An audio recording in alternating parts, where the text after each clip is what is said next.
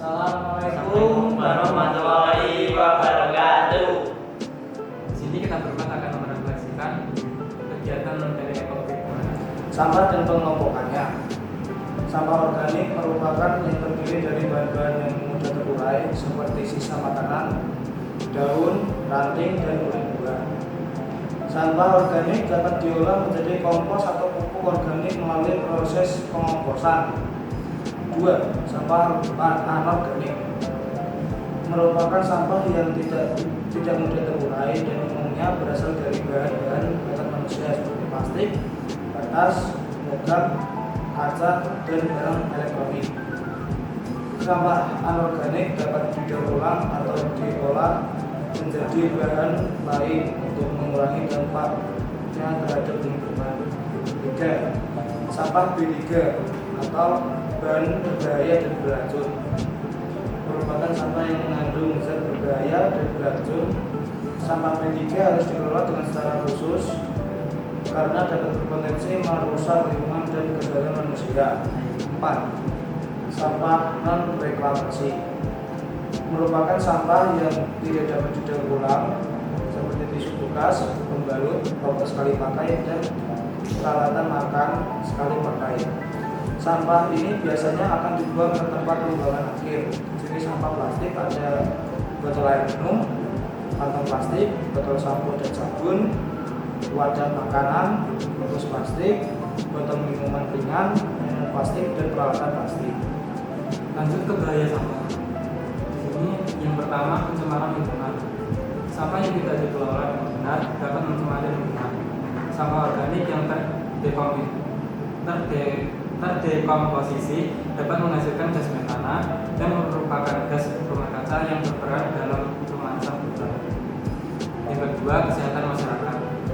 Sampah yang terbuang di tempat yang tidak sesuai atau dibiarkan berserakan dapat menjadi tempat berkembang biak bagi hewan pengganggu seperti tikus, lalat, nyamuk, dan serangga lainnya. Yang ketiga, kerusakan ekosistem. Sampah yang dibuang di lautan atau lingkungan alami dapat menyebabkan kerusakan ekosistem. Hewan-hewan laut dapat terperangkap dalam sampah plastik atau memakan sampah yang salah satunya bisa berujung pada kematian mereka. Sampah juga dapat merusak terumbu karang, hutan mangrove, dan habitat lainnya. Yang keempat, banjir. Sampah yang dibuang sembarangan, terutama di saluran drainase dan sungai, dapat menyumbat aliran air. Ketika hujan deras, saluran air yang tersumbat oleh sampah akan menghambat aliran air dan memicu banjir. Selanjutnya, pengolahan sampah plastik. Yang pertama ada reduce atau mengurangi. Konsep mengurangi berfokus pada mengurangi jumlah sampah yang dihasilkan dengan mengadopsi gaya hidup yang lebih berkelanjutan. Yang kedua ada reuse atau menggunakan kembali barang atau bahan yang masih dapat digunakan adalah prinsip dari konsep menggunakan kembali. Yang ketiga, recycle atau daur ulang. Daur ulang adalah proses mengubah sampah menjadi bahan baku baru yang dapat digunakan untuk membuat produk baru. Selain konsep 3R, ada juga konsep tambahan yang dapat menjadi bagian dari pendekatan pengelolaan sampah yang berkelanjutan, yaitu recovery atau pemulihan dan responsibility atau tanggung jawab. Konsep pemulihan melibatkan proses pemulihan energi atau bahan dari sampah yang tidak dapat didaur ulang, seperti melalui pembakaran sampah untuk menghasilkan energi. Lanjut ke ekobrik dan cara pembuatan. Ekobrik adalah metode pengolahan limbah plastik yang bertujuan untuk mengurangi dampak negatif plastik terhadap lingkungan.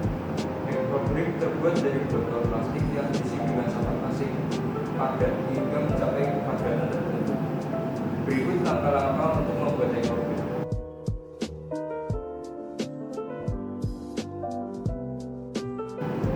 1. Pilih botol plastik yang kuat dan bersih. Botol plastik yang digunakan adalah botol minuman berukuran 1,5 liter atau 2 liter. 2. Kumpulkan sampah plastik yang tidak dapat didaur ulang seperti kantong plastik, bungkus makanan, kemasan plastik, dan lain-lain. Pastikan untuk membersihkan dan mengeringkan sampah plastik sebelum dimasukkan ke dalam botol. 3. Potongan sampah plastik dan buat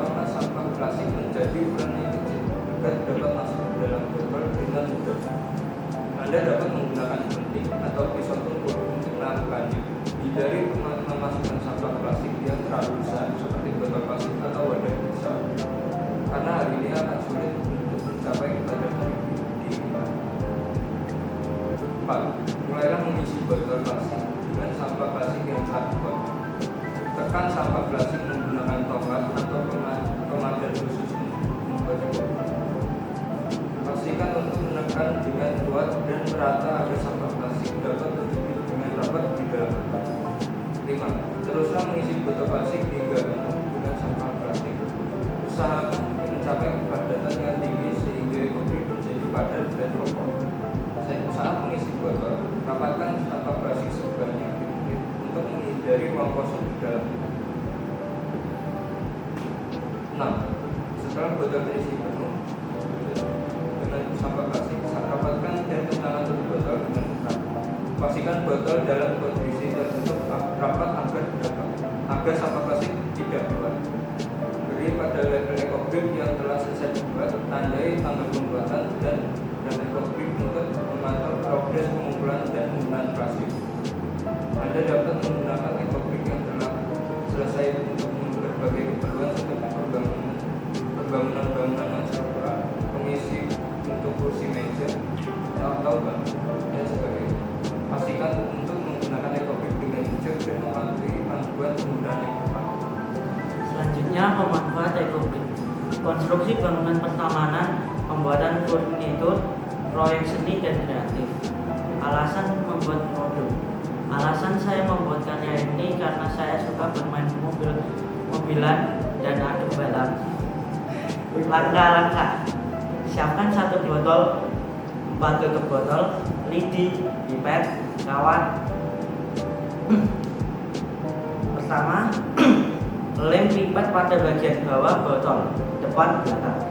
Setelah itu, lubangi tutup botol dengan kawat, lalu pasang kawat di dalam pipet. Dan mobil-mobilan dari botol plastik sudah jadi. Tapi ini masih bisa dikreasikan lagi dengan cara lem lidi pada pipet untuk membuat spoiler. Setelah itu, pasang spoiler di bagian belakang mobil dan jadi ready balap nih bos, segel dong. Sekian presentasi dari kami. Salah kata kekurangan dan kata-kata mohon dimaafkan. Assalamualaikum warahmatullahi wabarakatuh.